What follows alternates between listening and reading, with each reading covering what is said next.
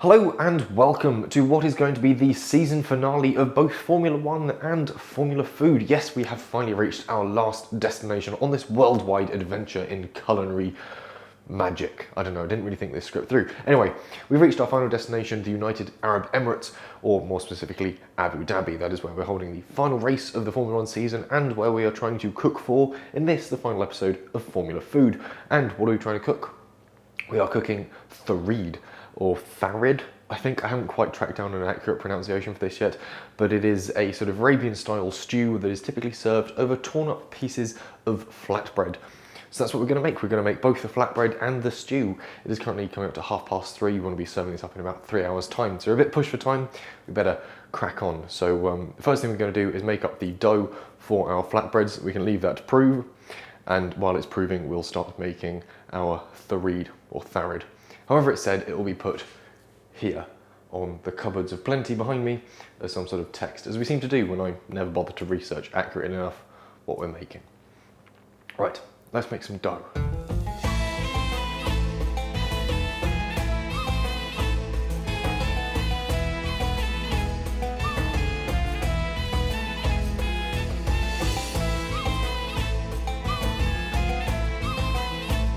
Okay, so we have our dough for the flatbreads currently in a bowl sitting just atop the oven, nice and warm, proving through. That'll prove for about an hour and a half. As ever, the full recipe, instructions, ingredients will all be in a link in the description below. That will take you to Food Tribe. That's where you can find all the other recipes and including all the other videos from this series, from other video series I do, all my cookery stuff, food stuff, over on Food Tribe. So that's where the recipe will be, and loads of other guff. Anyway, back to this episode. We've got our dough proving, it's looking lovely. The spice that I threw in, you might have noticed on the time lapse, is this za'atar, or is how I think it's pronounced. It is sort of a Middle Eastern spice mix.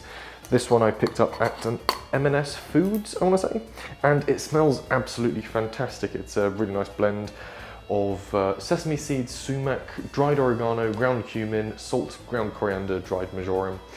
And yeah, it smells fantastic. It's already given the kitchen a beautiful Middle Eastern smell.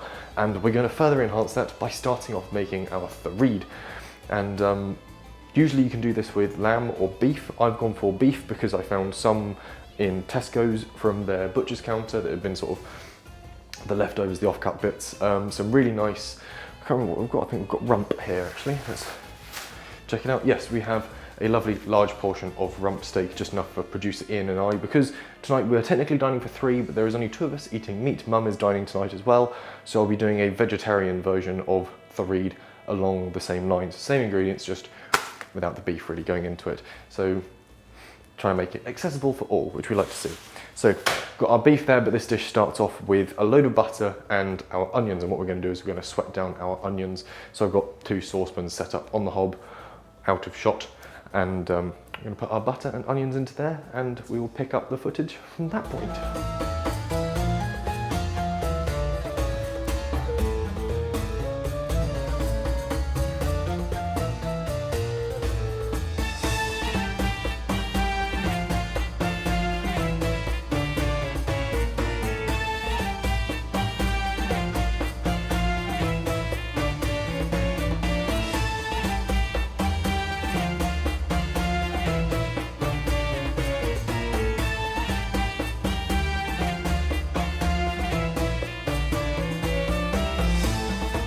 Okay, we are ready to move on to the next stage of making our Thareed, however we're pronouncing it, and that is going to be adding in our chopped tomatoes. We've got just 2 tins of chopped in tomatoes. We're going to divide them equally between the 2 pots, plus our vegetables, which I've already started putting into effectively 1/3 and 2/3 pieces, because I've balanced out the recipe to work for 3 people, but obviously I'm making it with 2 different pots, one for 1 person, one for 2 people, so it's all a bit complicated. I've been doing a lot of looking at aubergines and figuring out, is that 2/3 of an aubergine? I think it roughly is. Anyway, the fact of the matter is we've been cutting up vegetables. We're on to our next stage, which is putting in our tomatoes and our vegetables. This relies a huge amount on root vegetables and sort of big, what do you call courgettes and aubergines? I'm sure they come into a family of their own as well. So anyway, we've got carrots, aubergine, courgette, parsnips, and I'm also going to throw in a pepper as well, and some potatoes. And we're just going to dice them up roughly and drop them into our stock sauce as it bubbles up and makes stew, which will be good. And obviously the vegetables will form a key part of the vegetarian one. They're simply there to be vegetables in the meat one. So we'll cut to some time lapse of me chopping now.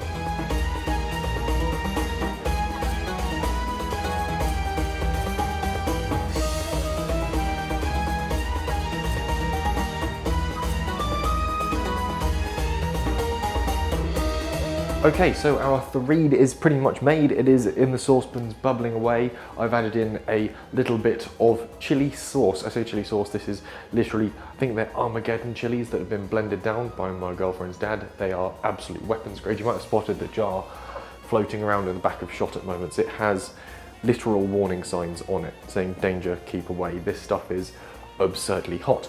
So I've put in just the smallest amount into each saucepan and it has really brightened up the dishes. Something special indeed. Anyway, we've finished with the Thareed. That is pretty much cooking away, looking lovely. Got 2 huge portions of it. Well, 1 huge vegetarian, 1 ginormous meat one. But anyway, that's not the point. We're back to making our flatbreads. And our dough has risen nicely. I've kept it in the side oven while the oven's been warming up. It has risen pretty much doubled in size, which means we're along the right tracks at this point in time, which we like to hear. So we've got our dough, which is doubled in size. We're going to knock it back and then we're going to break it up into portions.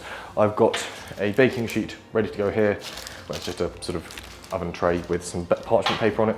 And I'm going to put out 4 initial portions. We're going to leave them to prove on the tray and then put them in the oven. And then once they're baked for, I think it's 10 to 12 minutes, again, recipe in the description, we'll cycle in the next load and eventually just keep loading them nice and warm in the side oven. And then when we come to serve up, tear them up and load the Thareed on top of them.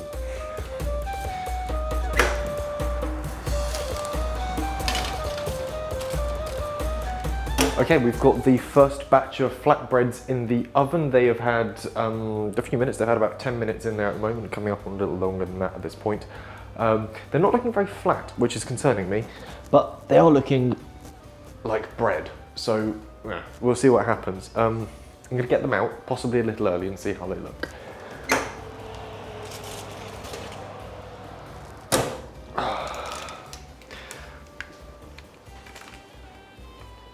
Not bad.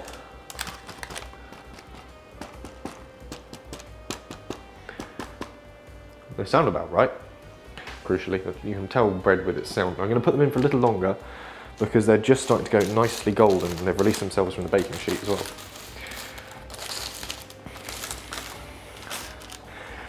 So we'll pop these back in for another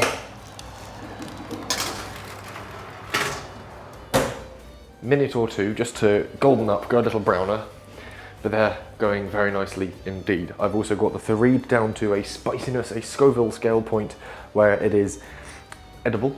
The chili sauce provided by George's dad turns out to be exceptionally strong. That is a very big saucepan, the closest one to me that's just on the edge of frame.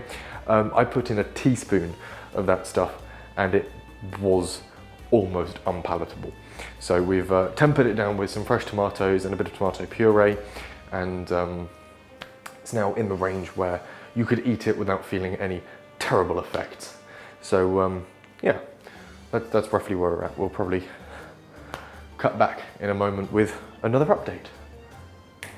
And here we have our tray of breads. They are, like I said previously, very flat, but they sound pretty good. They sound like bread is supposed to sound.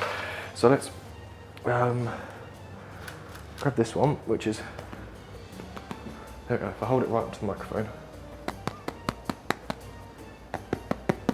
it sounds like bread should, and it's exceptionally hot, but let's see if I can just bear the pain long enough to, I'm gonna have to put this on a plate, hang on, that's very hot.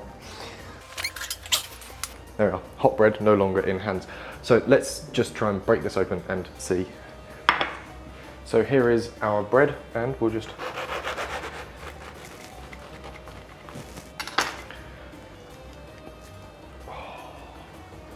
look at that. Got a lovely crumb to it. It's nice and airy and there is steam tumbling from it. Let's just break off another slice. It smells fantastic actually, hang on. Rejig the camera once more. So there we go, let's have a nibble.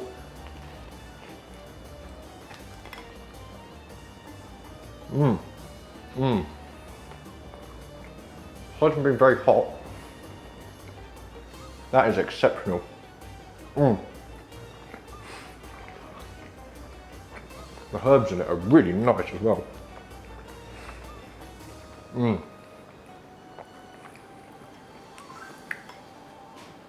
Look at that, look at how light the bread on the inside is.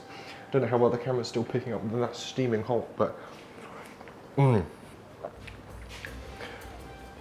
best bread we've ever made on the show. That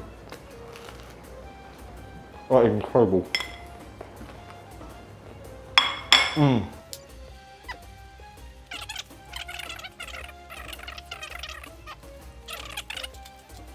And let's get a second batch of bread onto the tray and into the oven. So probably skip this, you've seen this all before, so here we go.